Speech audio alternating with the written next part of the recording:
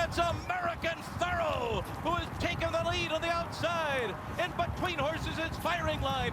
Dortmund is down at the rail as they come into the final furlong. American Pharaoh, Firing Line not done yet.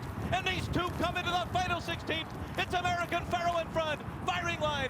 Dortmund is third. Frosted is fourth. Coming to the finish, American Pharaoh and Victor Espinoza have won the Kentucky Derby. Welcome to the Morning Line on TVG. It's the first Sunday in May. I'm Rich Perloff. That's Matt Carruthers. I don't know, Matt. What do you want to talk about? I'm not sure. Where should we begin? That was the Derby that you all watched yesterday, oh, and it was American Pharaoh. And how about the 1, 2, 3 finishers, Matt? California Uber Alles, right there, my friend. Well, it's the last few years, right? Yeah. I mean, I know Orb a couple of years ago, but I'll have another.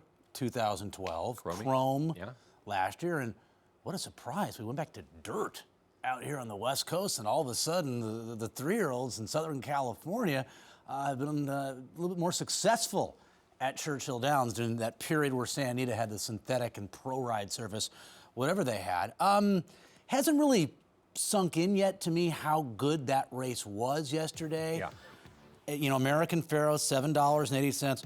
What a performance from Firing Line. It was tremendous. It was kind of a merry-go-round race. Dortmund getting to the lead, and Firing Line, Stevens flanking Dortmund. I thought he would do that early on in the race, knowing that Dortmund might be able to get away, not allowing that. So I'm gonna sit behind Dortmund, hopefully get by him, get the jump on American Pharaoh. He accomplished being right behind Dortmund, getting by him, and he actually did float American Pharaoh out a little bit wide. So it was a brilliant ride in defeat for Gary Stevens. The rest were far back. I know the track, you know, a little tiring as the day progressed. Visually, though, it did kind of look like the end of a Belmont Stakes to me, not a Kentucky Derby. Well, we'll talk a little bit more about the final clocking and how the track played. Let's find out what other people are saying about yesterday's running of the Kentucky Derby, post Derby. That means let's go there. Let's try. Let's see here. Oh, okay, wow. We know Jimmy about Fallon. Okay, so the puppies absolutely nailed the Kentucky Derby. How about this? Here's American Pharaoh. We got a better shot of American Pharaoh. Here's American Pharaoh and Hall of Fame trainer Bob Baffert. How about that? 4 Derbies for Bob, and about that much in 1996 separates him from a 5th, a dominant trainer of America's Spring Classic. But his first Derby win in 13 years, and the first time he's won the Derby with the favorite. 0 for 6 with the chalk in the Derby before American Pharaoh's win yesterday. All right, okay. And someone else that we need to talk about is the guy who rode your winner yesterday, Victor Espinoza. Back-to-back Derbies, 3 total Hall of Fame resume now for Mr. Espinoza, would you say? It's amazing. He's been a good rider in Southern California for a long time, but I can't remember the last time kind of a journeyman rider, you know, has gotten this successful and this kind of notoriety at this stage of their career. Always a good rider. Yes. Now all of a sudden he's on the short list of elite riders because of what he's accomplished in the Kentucky Derby the last couple of years. No, he's become a go-to guy, and there's the back of him from California Chrome.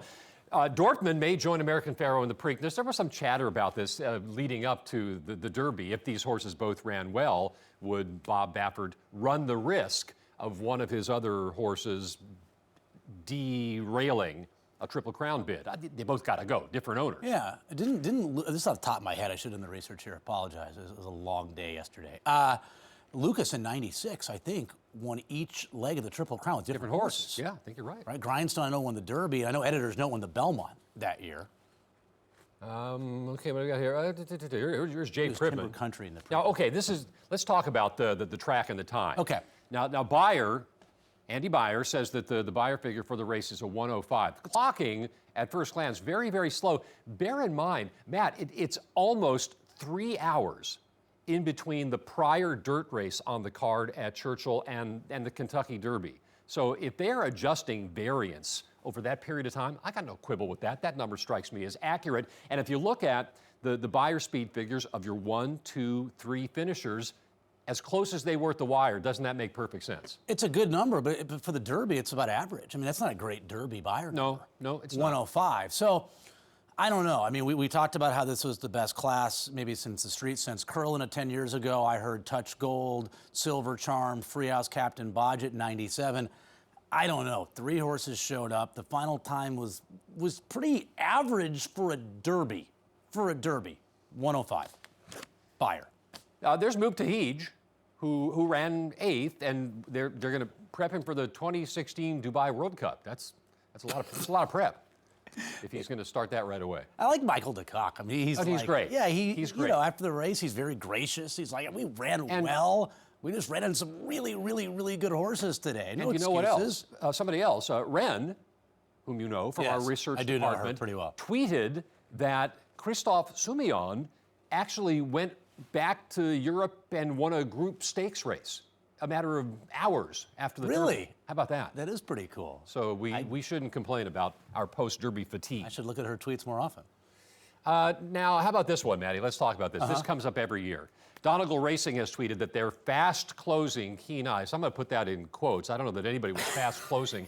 Fast-closing Keen Ice will bypass the Preakness and target the Belmont. Don't we go through this every year? Somebody who launches a bid from the back of the pack in the Derby becomes the buzz horse for the Belmont, as though the Belmont Stakes plays deep closers?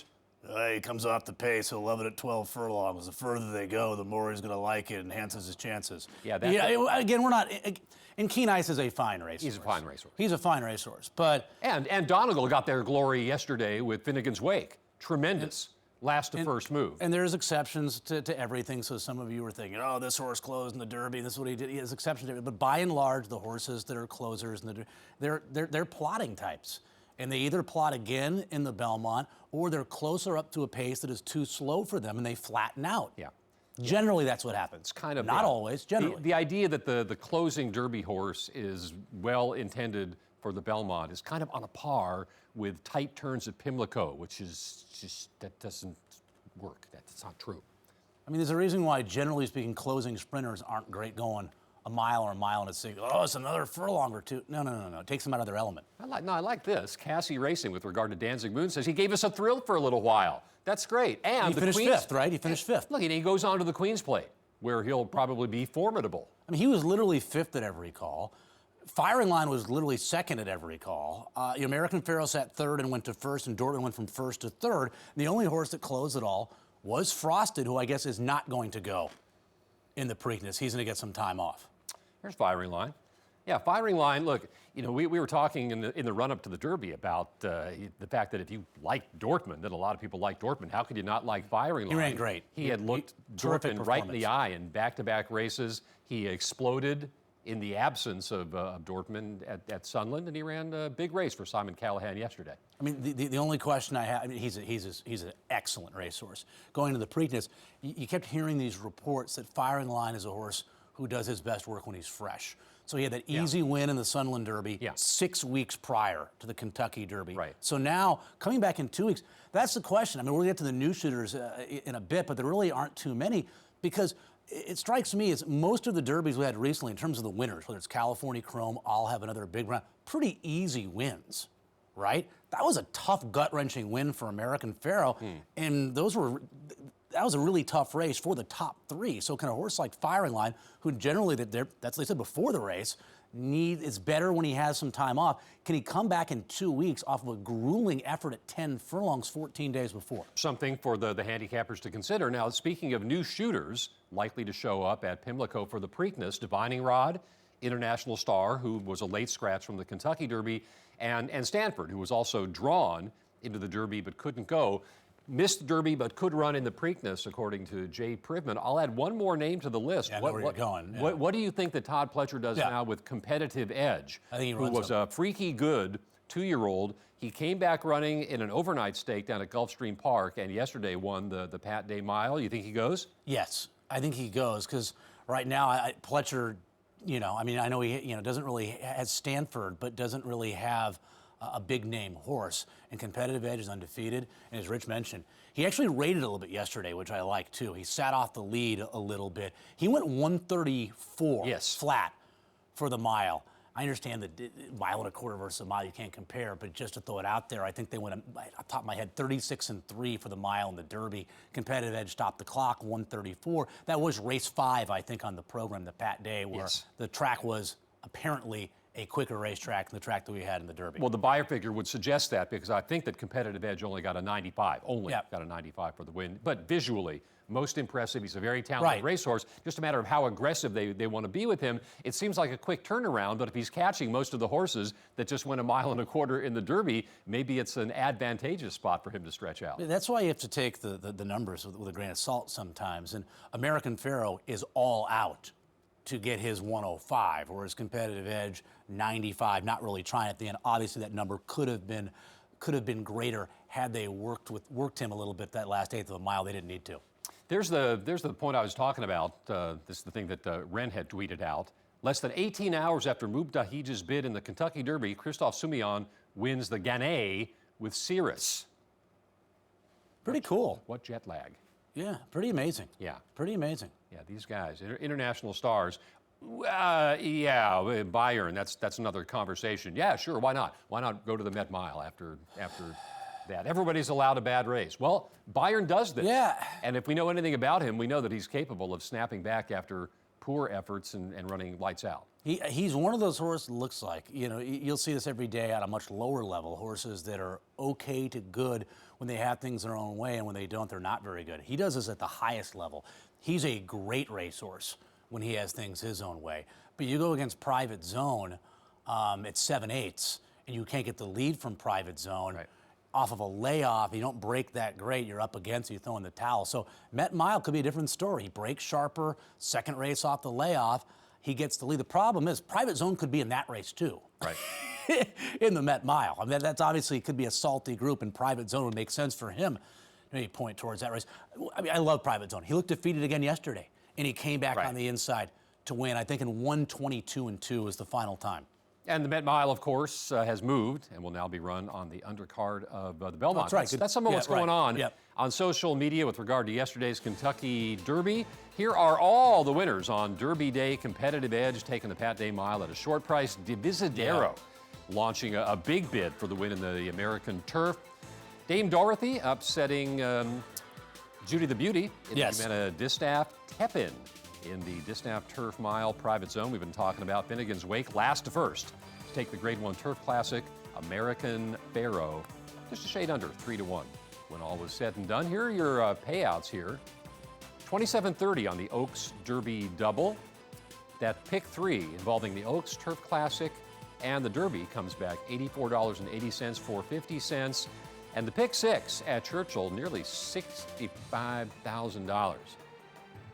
I mean, considering the conditions were ideal, fast and firm on Derby Day, I'm not saying this after the fact, it wasn't the greatest gambling Derby card that I've seen. I mean, you had a short field in the pick 4 with the Private Zone and Bayern race. The Humana Distaff was a tiny field too yesterday. I mean, the only 2 prices that we had were the grass races. Right. Well, let's look ahead. The second jewel of racing's Triple Crown comes up on Saturday, May 16th, $1.5 million in the Grade 1 Preakness Stakes. We talk about Triple Crown prospects. Well, now we only have to talk about one horse. Can American Pharoah come back after that tough effort in the Kentucky Derby and do it again in 2 weeks' time? We're going to take a quick break. When we return, we'll be sitting on the sofa, and we'll do the morning line that y'all have come to know and love.